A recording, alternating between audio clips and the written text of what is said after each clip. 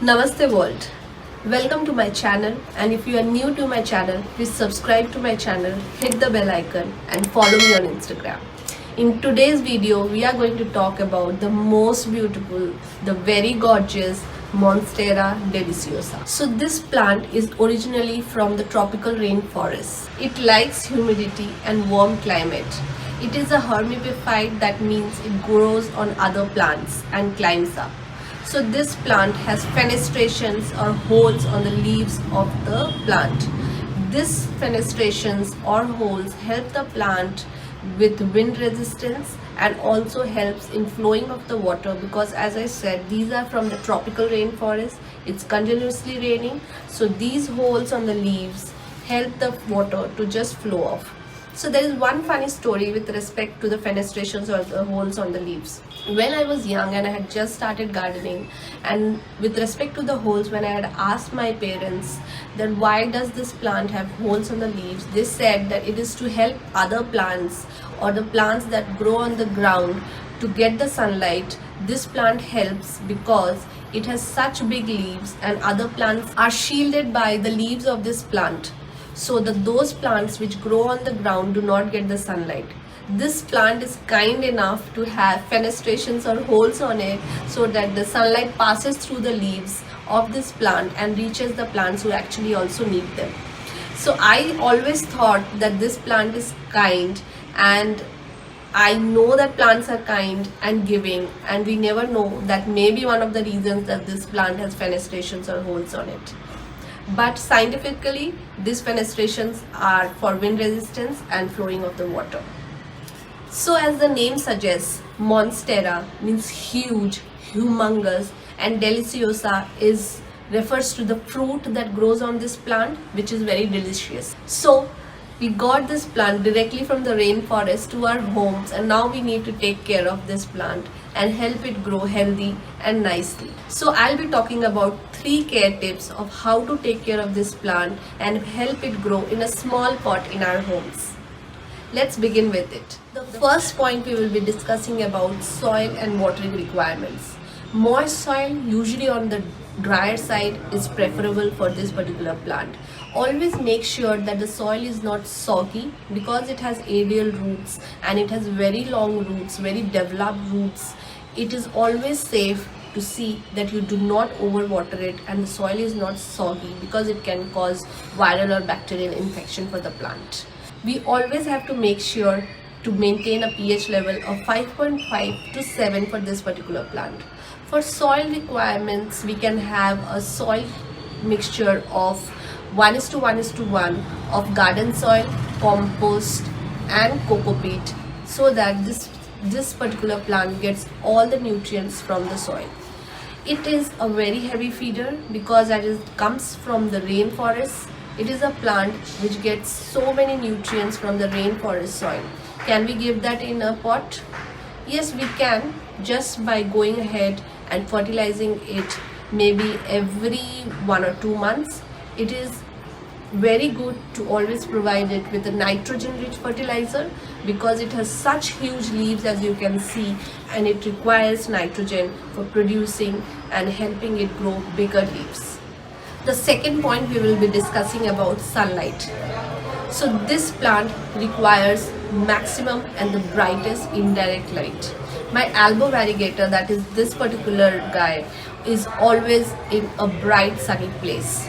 I know it's not direct sunlight, but it is in a very bright place, because that will help the plant grow very nicely and grow large leaves. We always have to see that the temperature is around 65 degrees to 85 degrees Fahrenheit. If this particular plant does not get enough sunlight, the leaves will turn yellow and fall off. But if you see that the tips are browning, that means there is lack of humidity or there is too much of scorching heat that is around the plant. Always try and mist the plant if you see browning of leaves, so that it helps in the growth of beautiful large leaves. So the inference is, keep it in a very bright place but indirect sunlight. The third point we will be discussing about cleaning and support. There is one thing that has to be kept in mind, that this is a plant which grows on other plants and grows up high in the sky.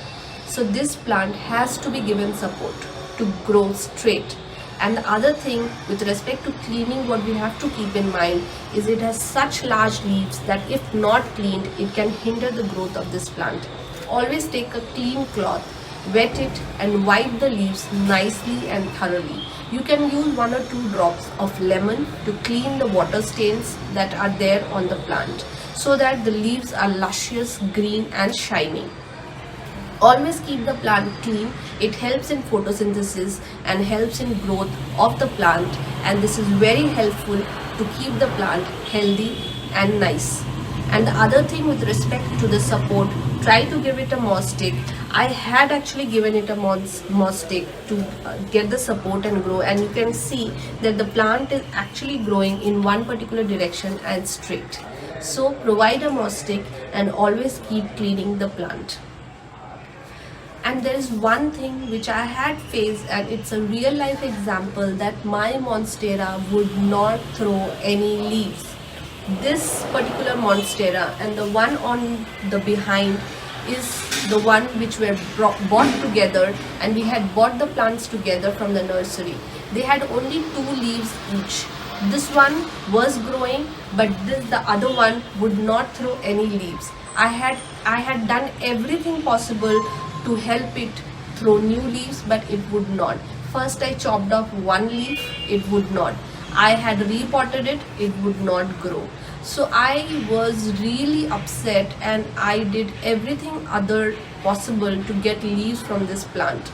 But there is one thing which I did, and I understood that Monsteras are very finicky if you move them from an environment that they have got accustomed to. So this one was always in my balcony, and my balcony is a west facing balcony. It's a very lit balcony. It was getting ample amount of light, water, fertilizer, but it was always reluctant to throw any leaves. And then I moved this out in my corridor, and it also has the same amount of light. I think so it has a little lesser light, but I don't know. I think that was the environment that this plant liked, and it has thrown up so many leaves. If you can see, there are 6 new leaves that this plant has given. And that's why with Monstera you guys have to be very careful that you have to find an environment in your house where this plant can get accustomed to. Monsteras are very choosy of the environment they want to be in. It's a one-time affair, but a difficult thing, I know, but find a place where it loves and keep it there, and it will really show all those beautiful leaves that you can even imagine. It is such a beautiful plant. If you can see this particular plant, the one here, it has a pattern. It has a leaf which is variegated. This is the elbow variegator. You can see the variegation. Then the next leaf is a normal leaf, full green color, and then again a variegated leaf. So these plants are so kind, so nice, so giving. So please take that effort to find an environment for Monstera, because it does not get used to each and every place you keep it in. So that's the thing. If you want your Monstera to grow nicely, give it a nice place and follow the tips which I have given. And there is one more thing, that Monsteras, when they are small, they do not show any fenestrations. It has just heart-shaped leaves. But when it's growing, it will give you those fenestrated leaves, and you will really like it.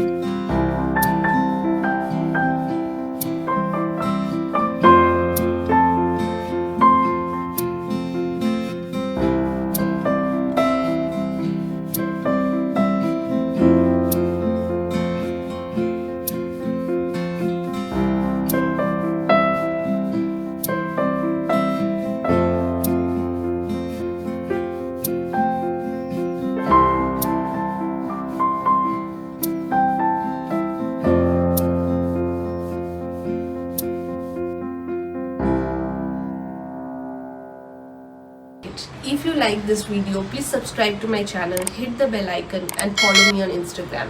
Happy to be a plant parent. Thank you. Stay healthy. Keep smiling. Namaste world.